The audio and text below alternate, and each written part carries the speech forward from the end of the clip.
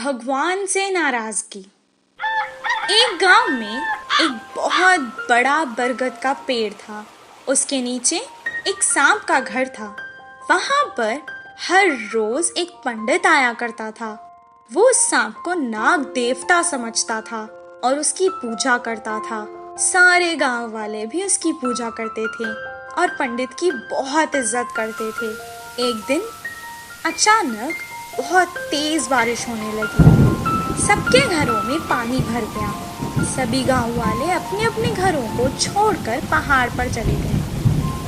तभी एक गांव का भला आदमी पंडित के पास आया और कहने लगा, पंडित जी, बहुत तेज बारिश होने के कारण हम सब के घरों में पानी भर गया है, इसलिए हम सब पहाड़ पर जा रहे हैं। आप भी हमारे साथ चलिए। मेरी चिंता मत करो, मैं इस नाग देवता को पूजता हूँ, यही मेरी रक्षा करेंगे। पंडित की बात सुनकर वो चुपचाप चला गया। कुछ देर बाद एक आदमी गाड़ी पर आया और ब्राह्मण से कहने लगा, पंडित जी, बारिश बहुत तेज हो चुकी है, आप ठीक से खड़ भी नहीं पा रहे हो, चलो चलते हैं। मैं इस नाग देवता को पूजता हूँ, यही मेरी रक्षा करेंगे, तुम जाओ। थोड़ी देर बाद पहला आदमी वहाँ एक नाव लेकर वापस आया। वो उस पंडित को कहने लगा, पंडित जी, सारा गांव खाली है, आप यहाँ अकेले हो, इसलिए मैं आपकी मदद करने यहाँ आया हूँ। अगर अभी भी आप नहीं आओगे तो मैं वापस नहीं आने वाला। मैं इस नाग देवता को पूजता हूँ, यही मेरी रक्षा करेंगे, मैं तुम्हारे साथ नहीं आ रहा हूँ। पानी तेजी से बढ़ रहा था। अब पानी उसके गले तक आ गया था। उसे बहुत सर्दी हो रही थी और वो कपकपाने लगा और डर के मारे वो पास के एक पेड़ पर चढ़ गया। बारिश रुकने का नाम ही नहीं ले रही थी।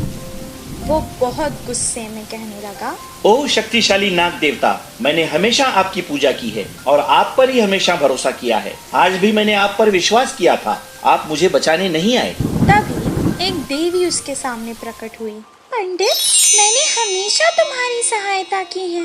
मैं जानती थी कि तुम कष्ट में हो, इसीलिए मैंने तुम्हारी सहायता करने एक आदमी को भेजा था। तुमने उसके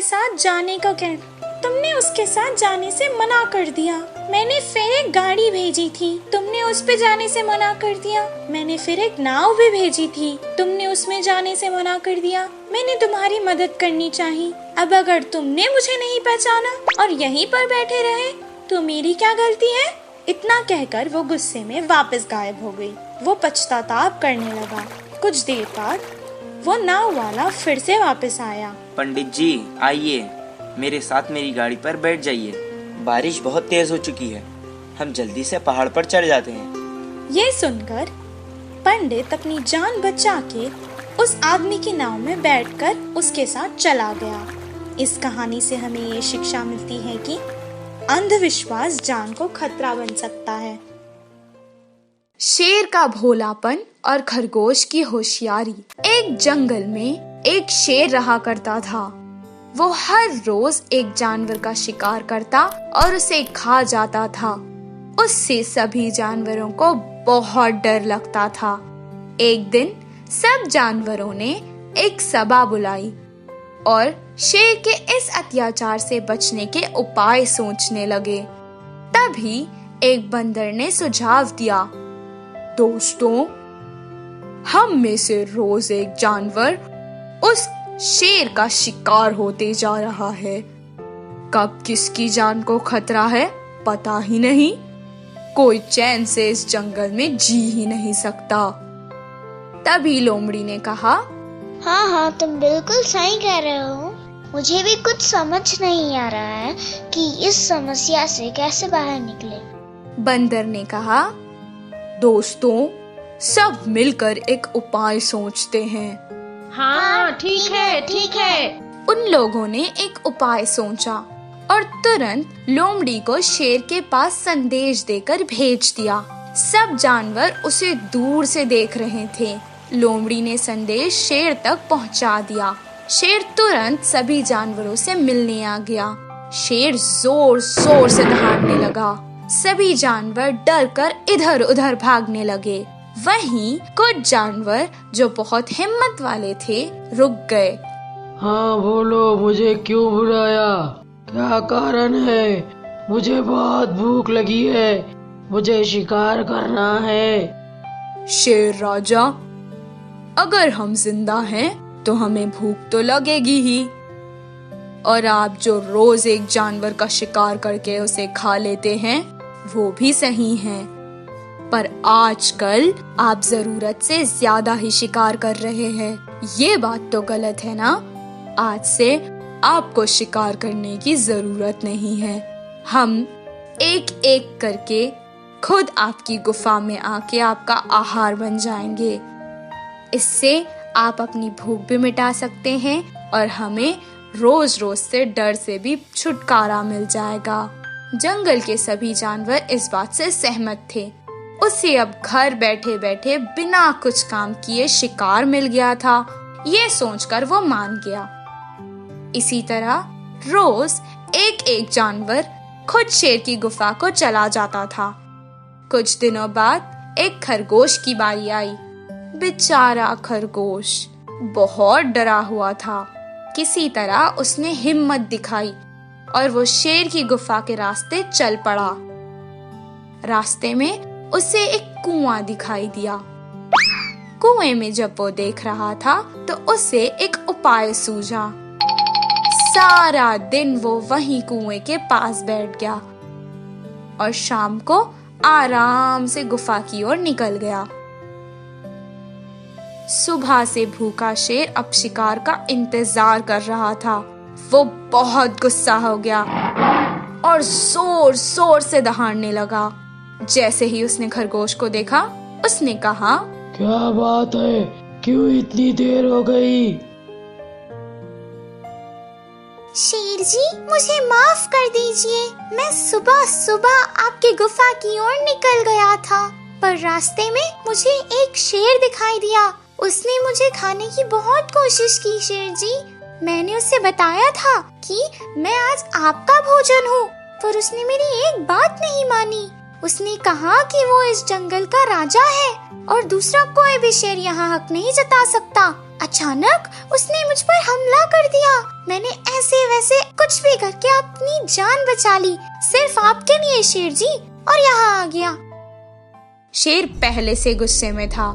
अब वो और गुस्सा हो गया और कहने लगा, चलो, उसने ऐसा कहा कि वो राजा है, इस जंगल का तो मैं ही राजा हूँ।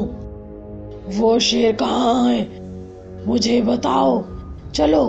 खरगोश ने अपनी चतुराई से शेर को अपनी बातों में फंसा लिया और तुरंत उस कुएं के पास लेकर आ गया और कहने लगा कि दूसरा शेर इस कुएं के अंदर है। जैसे ही शेर ने कुएं में झांका, उसने पानी में अपनी छवि देखी और समझने लगा कि कुएं में तो दूसरा शेर है। वो जोर से दहाड़ने लगा। कुएं में उसकी आवाज गूंजने लगी और उसे लगा कि दूसरा शेर भी उस पर दहाड़ रहा है। उस दूसरे शेर से लड़कर उसे जान से मार देना चाहता था, इसीलिए वो कुएं में कूद गया। कुएं के पानी से वो बाहर नहीं आ पाया और वहीं मर गया।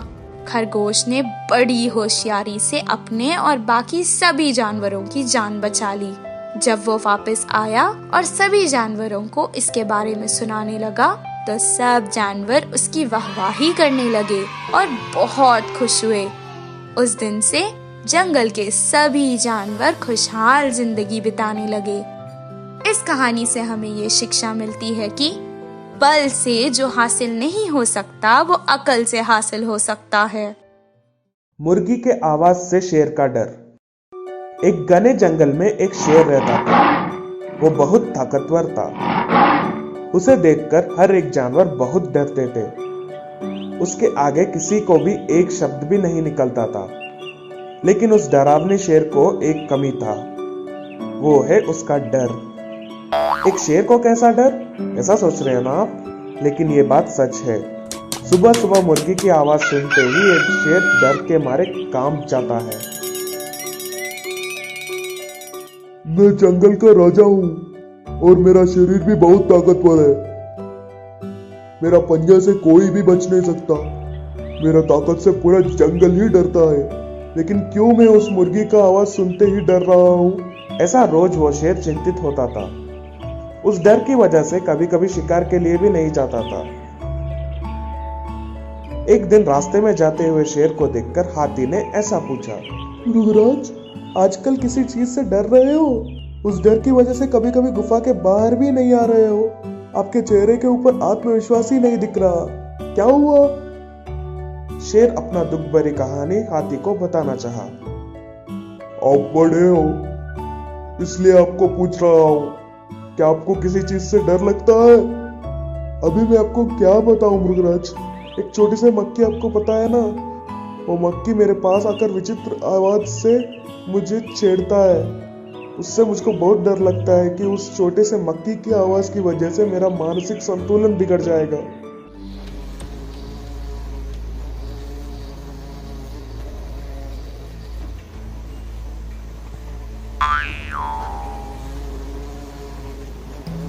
इसलिए मैं हर वक्त अपने खान को हिलाता रहता हूँ, उससे कोई भी मच्छर या मक्खी मेरे पास नहीं आ सकता, और अगर आने से भी मेरे खानों के अंदर नहीं जा सकता। ऐसा उस हाथी ने अपना पूरा कहानी शेर को बताया।